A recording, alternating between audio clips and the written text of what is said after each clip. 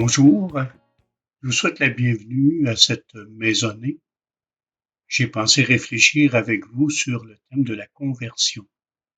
Jésus a commencé son ministère en nous invitant à la conversion. Convertissez-vous et croyez à l'Évangile. C'est quoi la conversion? Littéralement, je dirais que c'est changer de direction. Au plan de la foi, ça veut dire nous détourner de tout ce qui nous empêche d'être heureux, de nos habitudes plus ou moins correctes. Tout cela afin de nous tourner davantage vers l'Évangile, vers la vraie vie, vers la suite de Jésus-Christ. Rappelons-nous ce passage du Deutéronome. Moïse disait au peuple, « Choisis donc la vie pour que vous viviez, toi et ta descendance. » Dans le fond, se convertir, c'est choisir la vie. Et n'est-ce pas ce que nous désirons tous? Mais ce n'est pas toujours évident à cause de nos limites de personnalité, à cause de nos blessures, qui laissent des traces, des séquelles dans notre vie. C'est pour ça que nous avons sans cesse besoin de nous convertir, c'est-à-dire de revoir notre option fondamentale, de revenir sur nos choix de base, ce qui oriente notre vie en profondeur. C'est ce que Jésus a fait après son baptême. L'Esprit conduit Jésus au désert pour y être tenté par le diable, c'est-à-dire pour y affirmer les choix fondamentaux de sa vie, des choix qu'il avait déjà faits bien sûr, et des choix qu'il refera tout au long de sa vie, dans la fidélité.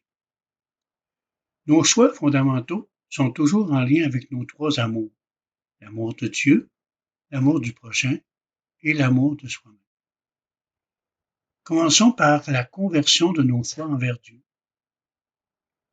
Même si nous avons la foi, nous avons tous nos questions, nos périodes de doute. Il y a un incroyant ou un incrédule en chacun de nous, un peu comme Thomas. Jésus sur la croix s'est senti abandonné de Dieu, mais il a osé faire confiance. Père, entre tes mains, je remets mon esprit. Il choisit de réaliser sa mission en restant fidèle à la volonté du Père, même quand elle passe par la souffrance et par la croix. Choisir de toujours faire confiance à Dieu, même quand je ne comprends pas, c'est tout un défi, c'est toute une conversion. Parlons maintenant de la conversion de nos choix envers les autres. Nos sentiments, nos attitudes, nos comportements envers les autres sont complexes et parfois ambivalents. Nous les aimons, nous les apprécions bien sûr, et pourtant ils nous énervent parfois, ils nous tombent sur les nerfs. Et même si nous sommes convaincus de la dignité et de la valeur de chaque personne, peu importe sa race, sa couleur, sa religion, nous avons parfois des préjugés. Il n'est pas facile d'être simplement en service et de vivre l'amour inconditionnel jusqu'au don de soi. Jésus aurait pu nous attirer à la manière d'une star, d'une vedette. D'ailleurs, au désert, Satan lui avait montré là une voie de succès facile, attirer tout le monde par le merveilleux, par le spectaculaire. Jésus choisit plutôt d'appeler à marcher à sa suite, y compris en prenant sa croix, mais en laissant les gens libres de le suivre ou non.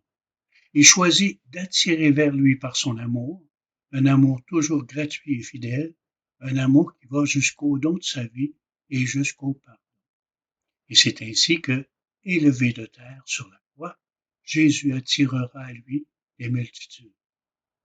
Souvent, le pape François nous invite à avoir un amour attirant, un zèle d'attraction, comme antidote au prosélytisme, à la manipulation et à l'obligation.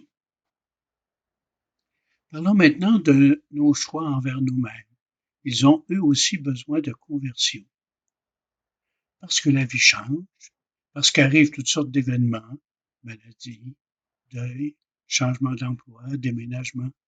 Il nous faut souvent revoir nos priorités et le sens de notre vie. Il nous faut alors nous recentrer, revenir à nos valeurs, refaire nos choix. Il nous faut choisir d'être heureux là où la vie nous mène, là où l'Esprit nous conduit, même si, comme Jésus ressuscité le dit à Pierre, l'Esprit nous mène parfois où on ne voudrait pas aller. Confronté au même défi, Jésus, lui, s'est toujours centré sur le service des autres. Comme par hasard, la liturgie du carême nous propose 3 moyens de conversion. La prière, pour nous recentrer sur la volonté de Dieu et la suite du Christ. L'aumône, pour nous ouvrir aux plus démunis, en particulier ceux qui ne peuvent rien donner en retour. Et le jeûne, pour revoir nos priorités et revenir à l'essentiel. Je vous laisse sur une question. L'Esprit a conduit Jésus au désert pour y être tenté, c'est-à-dire pour y affirmer les choix fondamentaux de sa vie. En ce moment-ci de ma vie, quelle conversion l'Esprit m'invite-t-il